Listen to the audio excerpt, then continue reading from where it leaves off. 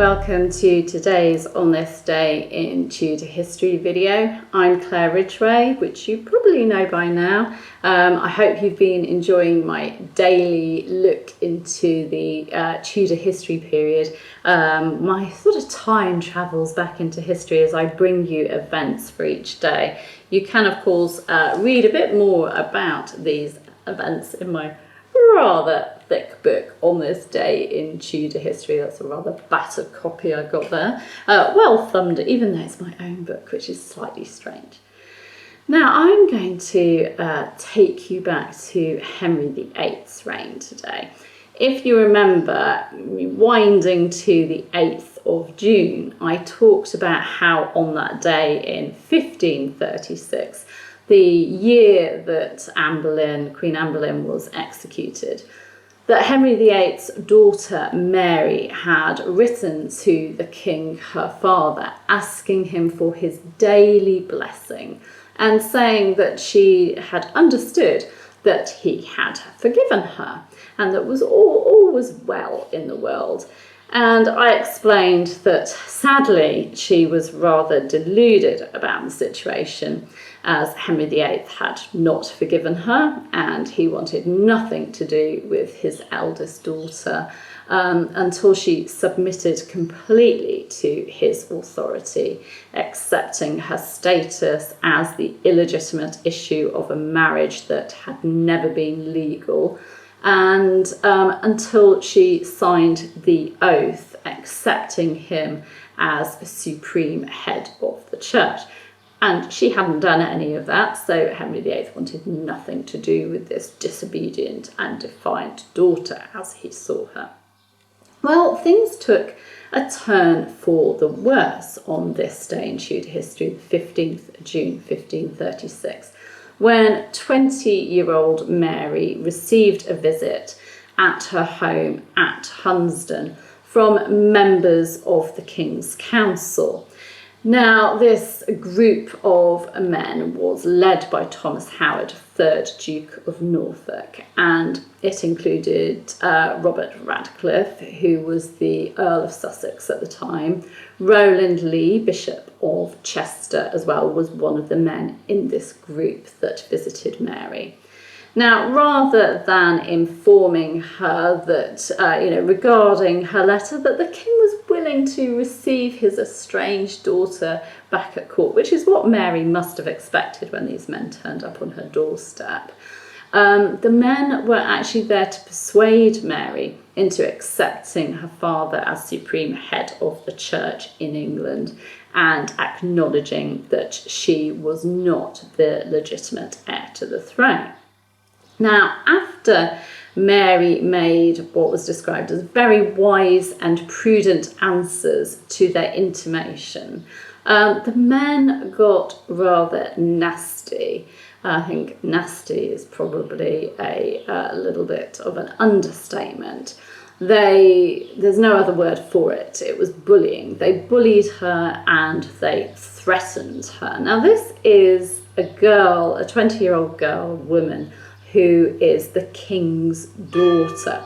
But she was not treated with respect. So the bells are ringing out for poor Mary. She was not treated with respect. Instead, she was bullied and threatened.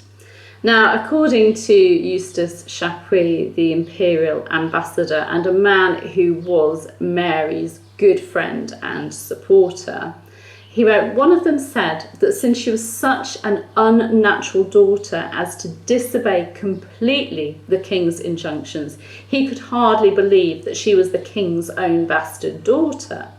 And this same man went on to say that were she his or any other man's daughter, he would beat her to death or strike her head against the wall until he made it as soft as a boiled apple. And he also called her a traitress who should be punished. Sorry, I can't get my words out. Who would be punished as such.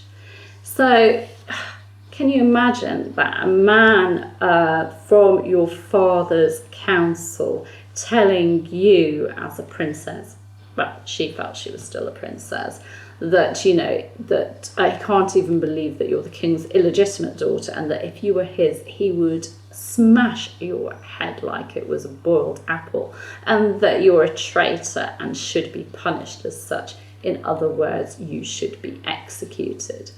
Now, Mary must have been incredibly shaken up by this visit, and it is little wonder that her dear friend Eustace Chapuys feared for her life, especially as he'd heard that Mary's chief servant had been imprisoned at Cromwell's lodging. Now, Chapuys explained all of this in a letter to Emperor Charles V. He reported back on this meeting, and he also reported in a letter to the Emperor that he was able to persuade Mary to submit to her father's wishes. He wrote, "My opinion was that she ought to obey her father's commands, assuring her at the same time that such was your Majesty's advice and wish, that in order to save her own life, on which the tranquillity of this kingdom and the reform of the many great disorders and abuses by which it is troubled entirely depended, it was necessary that she should make all manner of sacrifices." So, to save her life, to save the country, everything was dependent on Mary, and she had to make this sacrifice. Chapuys went on to describe how Mary followed his advice and signed the submission to her father, the oath to her father, without reading it. But doing so had a huge impact on this young woman. She was described as falling suddenly into a state of despondency and sorrow. Chapuys comforted her, though, by explaining that the Pope would not hold it against her and that he would highly approve of it under the circumstances. But what a nightmare for poor Mary. I can only imagine what it was like to be afraid of her father and his counsel, and to do something that was against everything that she believed, and that she would have seen as betraying her mother, letting her mother down. Her mother had fought so hard, and Mary must have felt that at this point she was letting her mother down. A very, very sad situation, which must have had a huge impact on Mary's mental health. Of course, as soon as she obeyed her father, the king, it was like nothing had ever happened, nothing bad had ever happened. And suddenly Mary was welcomed back at court with open arms, and was suddenly, the king's beloved daughter, because she was finally towing the line, playing ball and being the obedient daughter, and Henry once again loved her. A very fickle man, methinks. So yes, that's what happened on this day in Tudor history in 1536. Mary was bullied and was made to fear for her very life by men from her father's council. Very, very sad moment in Mary's life. Anyway, I do hope you're enjoying these videos. I haven't made you too gloomy this morning. Please do consider giving this video a like. You can subscribe to the channel by clicking round about there. You can hit the bell to be notified as videos go live, because I'm not just doing these on this day in Tudor history videos. I'm also going to be carrying on with my series questions about Anne Boleyn, and adding the odd other Tudor video. You can of course go and have a look, have a browse through the other playlists. I've been running this channel for quite a few years now, so there are lots of resources for you to enjoy and get your Tudor fix. But I'll be back tomorrow with another On This Day in Tudor History event. See you then. Bye bye.